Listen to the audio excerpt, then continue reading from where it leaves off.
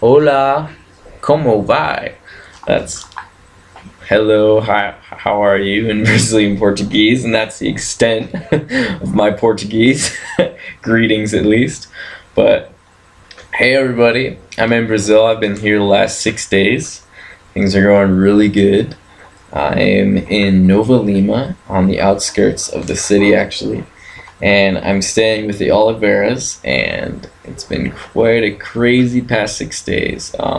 There's been parties last 5 days. I came at a really crazy time.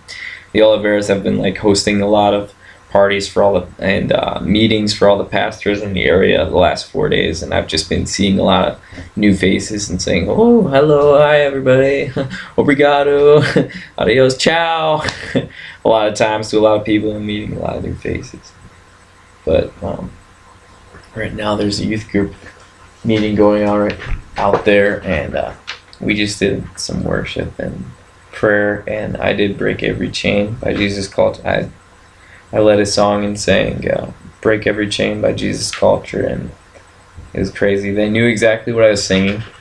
I couldn't sing it in Portuguese, obviously, but the Spirit like moved on that moment, and it was one of the most powerful times I've had, because it was youth, and I have a really huge heart for youth in all nations. But anyways,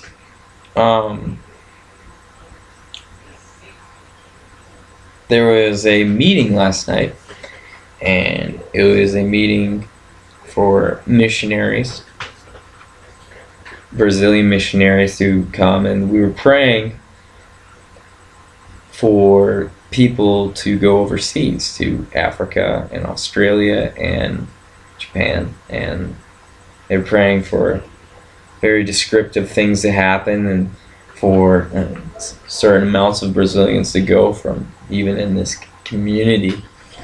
And it was just powerful to be a part of, and we were just pouring our heart out and praying for the people. And at one point we were all speaking in tongues, and I don't speak very good Portuguese, and a lot of people here don't speak very good English. There are translators, but there's not many. But we were all praying at once and speaking in tongues, and the Spirit just moved in that moment, and I haven't experienced anything like that since Morelia, Mexico, in 2007, when I learned how to speak in tongues, and it's just so powerful. Anyways, that was one of the crazy things. That was last night. I'm traveling to the Amazon soon with Judson and two doctors that are going to do surgery on two boys in the Amazon. They have these infections on their faces that need to be surgically, like these huge holes and infections that need to be surgically removed. And yeah, but I'm going to be traveling to the Amazon, and I hope to be able to pray over some of the locals there, and I'm excited. I've never done anything like the Amazon in my whole life. Very excited to go. But yeah, just pray about that. Pray that everything goes smooth. There are a few dangers in the Amazon. If you want to look them up, you can. But God's with me, and He's been with me this entire trip, and everything's just been smooth sailing. Yeah. Even on the plane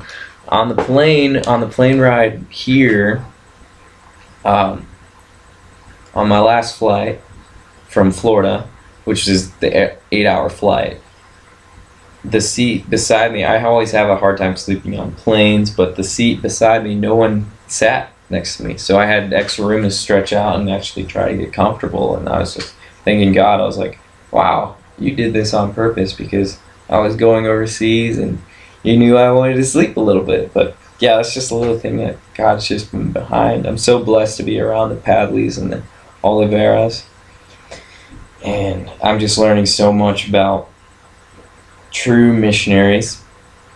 I've learned a lot from Mr. Padley, actually. Tom Padley, he spoke to me about faith finances over the last 25 years, how he'll be guided by God to spend and give certain amounts, and every single time his bank account has been empty and there's been a bill to pay, or there's been something they have to supply or something they have to build, the exact amount of money that they've needed has arrived without him going to any churches and asking. It just has made my point of view about living on the edge and by faith just huge explosion in my head, basically. But yeah, it's been wild. I'll be going to Sao Paulo soon with Luis.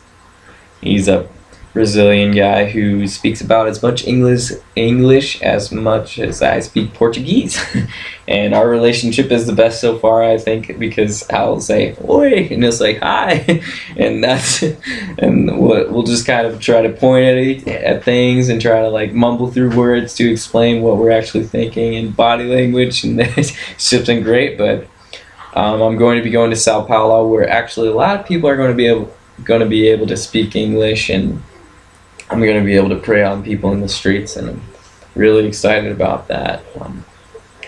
Yeah, Sao Paulo is going to be great. I'll be probably heading that way in 10 or 15 days. I'll probably be going by bus, actually, which is going to be really cool to be seeing all the sights in Brazil.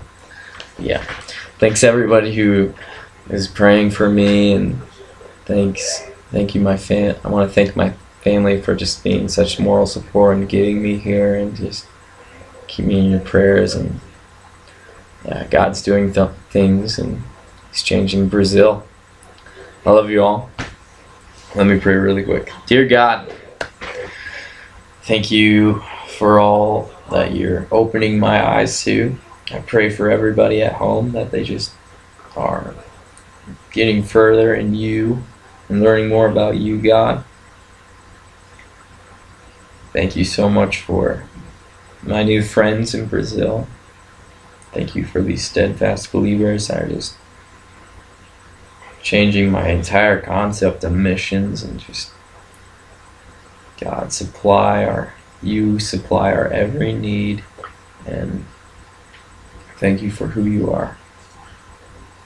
Yeah, amen.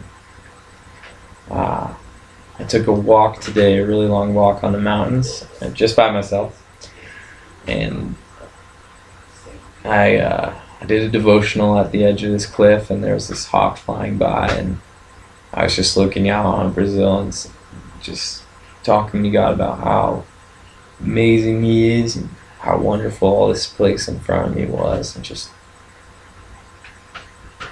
it's such an amazing thing. You guys have to try this. Come to Nova Lima sometime. It's a very welcome state. But anyways, yeah, I'm just babbling. I love you guys. Bye.